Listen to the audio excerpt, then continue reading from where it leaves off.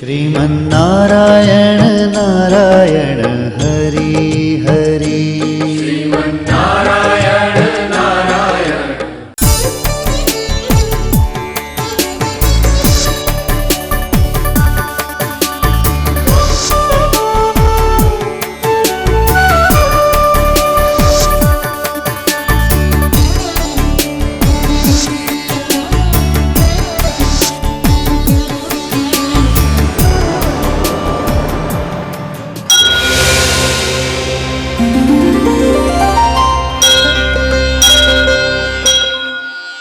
ఈ కార్యక్రమం సమర్పిస్తున్నవారు అవార్డు గ్రహీతల మొట్టమొదటి ఏకైక original Thanjavur art academy, Kalasri Thanjavur art academy, door number 1164, near Panjagutta colony signals, Srinagar colony X road నుండి 9వ బిల్డింగ్, ఇండియన్ ఓవర్సీస్ బ్యాంక్ ప్రక్కన, హైదరాబాద్ 73. Website www.kalasriarttemple.com.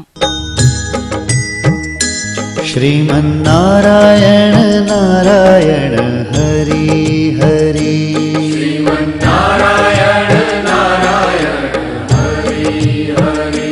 श्रीमन्नारायण नारायण हरि हरि श्रीमन्नारायण नारायण हरि हरि। త్రికళాజ్ఞానంలోనికి సుస్వాగతం. श्रीमन्नारायण नारायण हरि हरि श्रीमन्नारायण नारायण हरि हरि। श्रीमन्नारायण नारायण हरि हरि श्रीमन्नारायण नारायण हरि हरि। వారం వారం ఒక్కొక్క ముద్ర గురించి, అందులో దాగిన పరమార్థం గురించి, నిగూఢ అర్థం గురించి తెలుసుకుంటూ వస్తున్నాం. ఈ వారం పరిపూర్ణమైన కుంభం, పూర్ణ కుంభం గురించి తెలుసుకుందాం. క్రిందటి కార్యక్రమాల్లో ధ్వజస్తంభంపై ఉన్న కలశం గురించి చెప్పాను. అది కూడా ఒక పిరమిడ్ ఆకారంలో ఉండి దివి నుండి కాస్మిక్ ఎనర్జీ అన్నది భూమికి తీసుకొచ్చే అతి అద్భుతమైన పరికరం. ధ్వజస్తంభం పైనే కాదు, గోపురం పైన కూడా ఈ కలశాలు ఉంటాయి. అతి శక్తివంతమైన కలశాలవి. ఒక పరిపూర్ణ కుంభం, కలశం అన్నది ఎవరైనా ప్రముఖులు దేవాలయానికి విచ్చేసినప్పుడు వారిని ఆహ్వానించాలంటే పూర్ణ కుంభముతో ఆహ్వానిస్తుంటారు. పూర్ణ కుంభము అన్నది పంచభూతాలలో అతి ముఖ్యమైన జలాన్ని నింపాలి. ఆ కలశంలో జలాన్ని నింపిన తర్వాత ముఖ్యమైన కొబ్బరికాయ, అందులో కూడా కలశతత్వంతో కొబ్బరికాయ ఉంటుంది కాబట్టి ఆ కొబ్బరికాయలోని జలాన్ని కూడా ఆరాధిస్తూ చుట్టూ మామిడాకులను పేర్చి ముఖంపై అమర్చి ఆ తర్వాత కొబ్బరికాయని పెట్టి పసుపు కుంకుమలు పెట్టి ఆ పూర్ణ కలశాన్ని వరలక్ష్మిగా కూడా భావించి ఆరాధిస్తుంటారు. అందులోని జలతత్వం పాల కడలి చిహ్నం. అది నారీకేళం కూడా అతి పవిత్రమైన జలం. అది ఆ జలాన్ని మనం పాలకడలిలోని లక్ష్మీదేవిగా భావించి ఆరాధించాలి. అటువంటి పూర్ణ కుంభం మన అదృష్టం ఏమిటంటే మన అధికార చిహ్నము పూర్ణ కలశమే. ఎవరికీ లేనటువంటి పూర్ణ కలశము మన అధికారిక చిహ్నంగా ఉంది. ఈ పూర్ణ కుంభాన్ని ముఖ్యమైన శుభకార్యాల్లోనే వాడుతుంటారు. ఇత్తడి, రాగి, మట్టి ఇత్యాదులతో ఆ కలశాన్ని ఆరాధిస్తుంటాం. అటువంటి పూర్ణ కుంభానికి మనం వరలక్ష్మిగా కూడా ఆరాధించి మన కోరికలన్నీ నెరవేర్చమని కోరుకుంటుంటాం. ఈ పూర్ణ కుంభ తత్వమే వెన్న కుండతో ఉన్న శ్రీకృష్ణుడు. ఆ పూర్ణ కలశాన్ని ఆయన స్వాధీనం చేసుకున్నట్టు చిత్రంలో చిత్రించి అతి పవిత్రమైన వెన్నతో, అంటే భూమిపై మనకు అందుతున్న వెన్న అమృతం, దివిలోని అమృతము కంటే ఈ వెన్న అతి పవిత్రమైనది, శక్తివంతమైనది అని ఆ శ్రీకృష్ణ పరమాత్ముడు తెలియజేశాడు. అందుకని వెన్న దొంగలించైనా తినండయ్యా అని ఆ రోజులలో ఆ వెన్న యొక్క ప్రాముఖ్యతని తెలియజేశాడు. పంచామృతములు అన్నవి అవే: పాలు, పెరుగు, మజ్జిగ, వెన్న, నెయ్యి. ఇవన్నీ పంచామృతములు. అటువంటి వెన్న కుండతో నిండుగా ఇక్కడున్న బాలకృష్ణుడు కుండని పట్టుకున్నట్టు వేస్తే, ఆ చిత్రాన్ని చిత్రీకరిస్తే, ఆ కుంభతత్వాన్ని అర్థం చేసుకొని బ్రహ్మీ ముహూర్తంలో వేస్తే, ఆ నిండు కుండ ఎక్కడైతే ఉంటుందో ఆ ఇంట్లో ప్రతి ఒక్కరూ నిండు కుండలా కష్టం వచ్చినా కృంగిపోక, లాభం వచ్చినా పొంగిపోక, ఏ తుఫాన్లు వచ్చినా అదరక బెదరక పరిపూర్ణ కలశంలా ఉంటారు. వేద ఋషులలో అతి ప్రముఖులైన, అతి శక్తివంతులైన మహర్షి అగస్త్యుడు, వశిష్ఠుడు, వీరు కలశం నుండే పుట్టారని పురాణాల ద్వారా మనకు తెలుస్తుంది. అసలు ఈ కలశం యొక్క ప్రాముఖ్యత ఏమిటి అని ఆలోచిస్తే, క్షీరసాగర మదనం చేసినప్పుడు దేవదానవులు అమృతం కోసం పోరాడినప్పుడు అసలైన అమృత కలశం అక్కడ పుట్టింది. లక్ష్మితో పాటు పుట్టింది. లక్ష్మీకరమైన అతి శక్తివంతమైన అమృత కలశం పుట్టింది.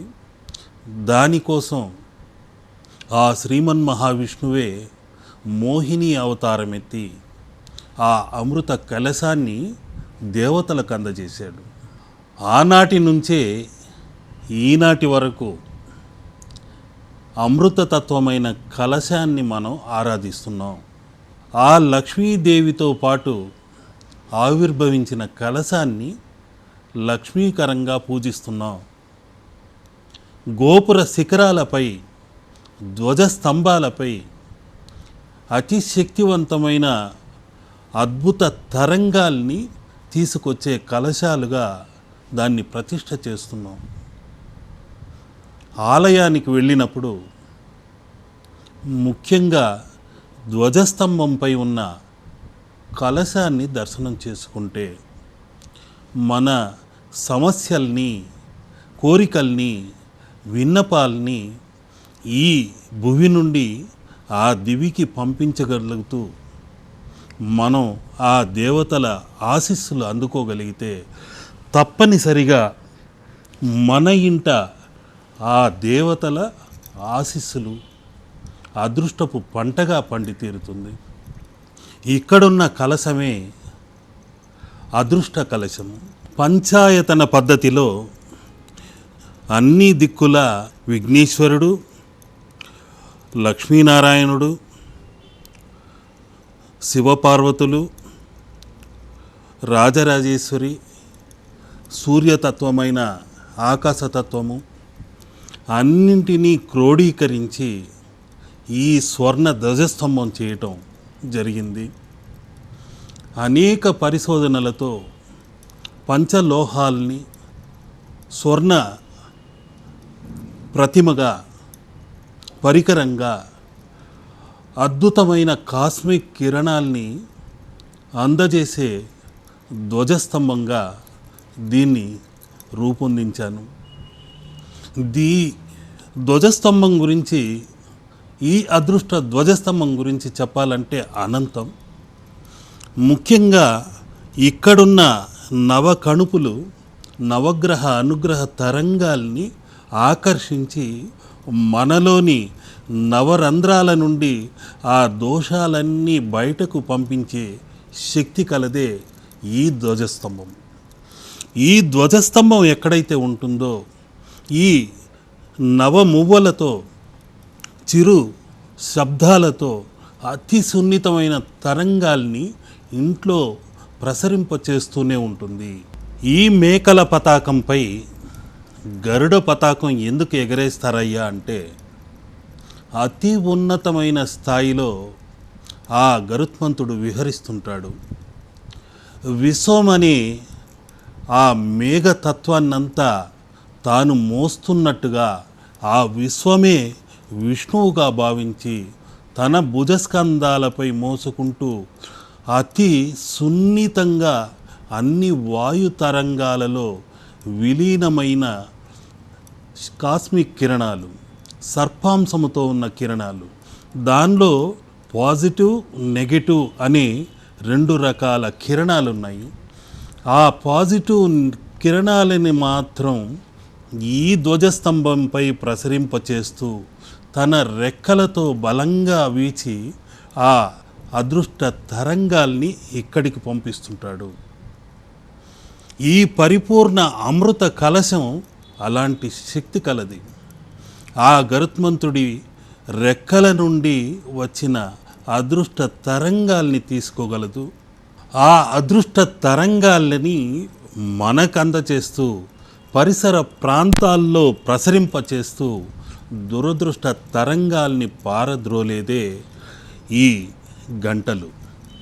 ఈ చిరు గంటలు అతి సున్నితమైన వాయు తరంగాలకే ఈ విధంగా చలిస్తుంటాయి. నవగ్రహ అనుగ్రహ తరంగాల్ని మనకు అందజేస్తూ ఉంటాయి. ఈ మేకల పతాకం కూడా నవకోణములతో ఉండి నిత్యం అదృష్ట కిరణాలని ప్రసరింప చేస్తూనే ఉంటుంది. అందుకని ఈ అతి పవిత్రమైన స్వర్ణ కలశాన్ని ఈ ధ్వజస్తంభంపై అమర్చి మామిడి ఆకులు చుట్టూ పేర్చి దానిపై నారీకేళాన్ని ఉంచి శక్తివంతమైన తరంగాల్ని మనం పొందాలి, నిత్యం ఆరాధించాలి. దీనికంటూ ఎలాంటి నిష్ఠా నియమాలు లేవు. ఏ వ్యాపార కేంద్రాల్లో కానీ, ఎక్కడైనా సరే, ఆఫీస్ కానివ్వండి, ఇంట్లో కానివ్వండి, ఏ ప్రాంతంలో ఉన్నా ఈ అదృష్ట ధ్వజస్తంభం ఎక్కడైతే ఉంటుందో, ఈ పూర్ణ కలశం ఎక్కడైతే ఉంటుందో, ఈ అదృష్ట కుంభం ఎక్కడైతే ఉంటుందో, నిత్యం వారి ఇంట అక్షయ పాత్ర ఉన్నట్లే. ఇది నా పరిశోధనలో నేను వెలుగుకి తీసుకొచ్చిన అదృష్ట ధ్వజస్తంభం ఇది, స్వర్ణ ధ్వజస్తంభం ఇది. మీ ఇంట కనకదార పంట కురవాలనే తపనతోనే ఈ అదృష్ట ధ్వజస్తంభాన్ని, ఈ అక్షయ పాత్రని, ఈ అమృత కలశాన్ని ఈ విధంగా రూపొందించడం జరిగింది. కుంభం అన్నా, కలశం అన్నా, కుండ అన్నా ఒక్కటే. అదేవిధంగా మన శరీరం కూడా కలశతత్వంతో ఉంది. మన శరీరంలో త్రికళతత్వమైన 3 కలశాలు ఉన్నాయి. ఆ 3 కలశాల గురించి ఇక్కడున్న చాముండేశ్వరి తల్లి అనుగ్రహంతో, ఆ తల్లి నాకు అనుగ్రహించిన పరిపూర్ణ జ్ఞానంతో అతి పవిత్రమైన ముద్రని గురించి మీకు తెలియచేయాలనుకుంటున్నాను. మన శరీరంలో అతి ముఖ్యమైన భాగము శిరస్సు అనే కుంభము. ఈ కుంభంలో అతి శక్తివంతమైన మేధస్సు దాగి ఉంది. అదేవిధంగా వక్షస్థలం అని ఈ కుంభంలో మనస్సు, గుండె పదిలంగా భద్రపరిచి దాచిపెట్టబడి ఉంది.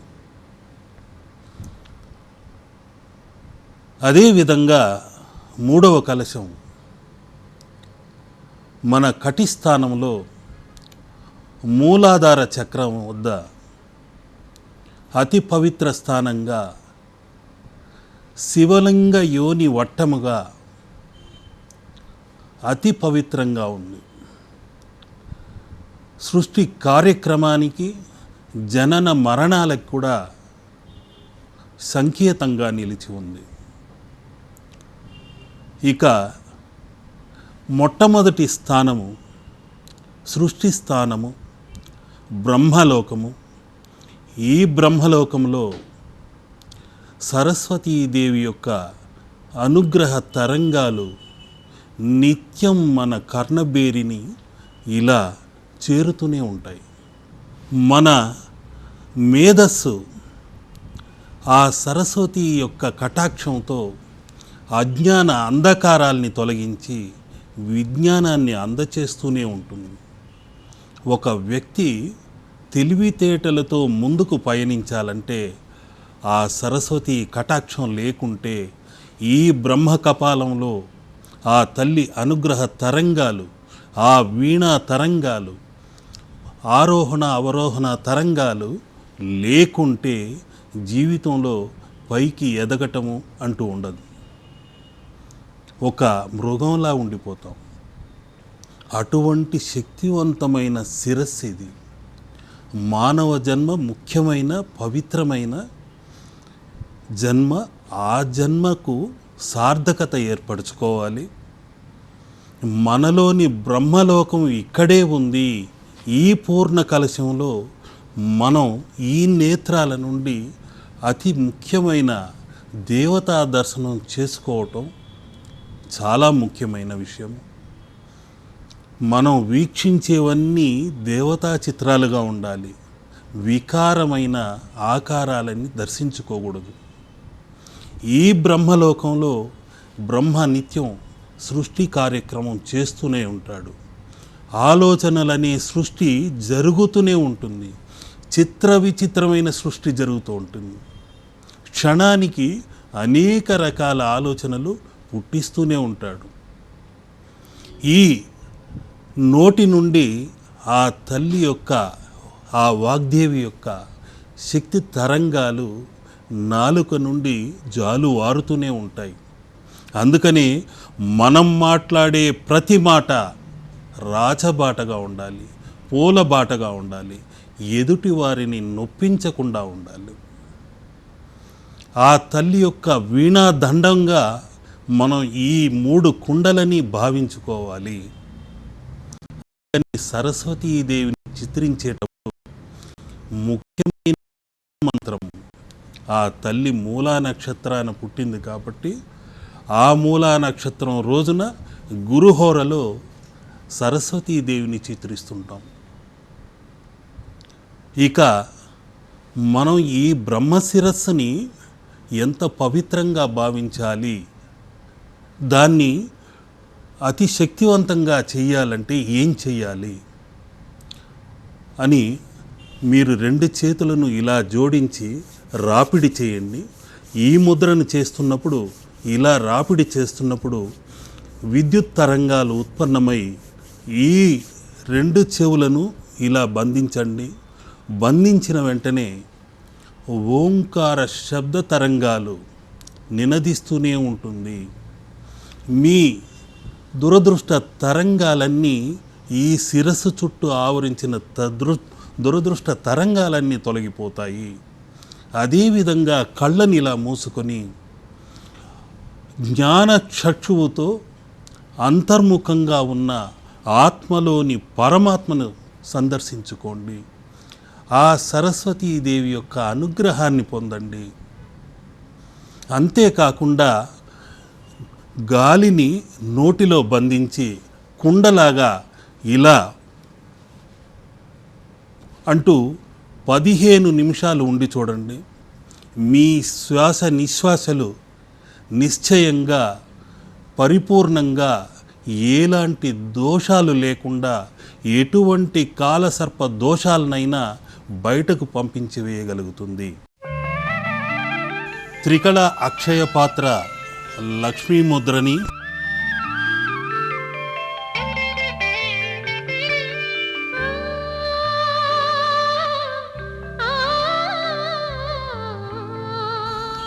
ఈ బ్రహ్మ కపాలములో, ఈ బ్రహ్మలోకములో అనేక రకములైన సరస్వతీ కటాక్ష తరంగాలు నిత్యం వెలువడుతూనే ఉంటాయి. ఆ తరంగాల వలన మన ఆలోచన విధానం కూడా అతి శక్తివంతంగా ఉంటాయి. మనం తీసుకునే నిర్ణయం ఒక్కొక్కసారి విజయాల్ని అపజయాల్ని కలుగ చేస్తుంటాయి. అండనుండే స్వామిని కంటి కంటి శుక్రవారం గడియలేదింట అంటి అలమేల్ మంగ అండనుండే స్వామిని కంటి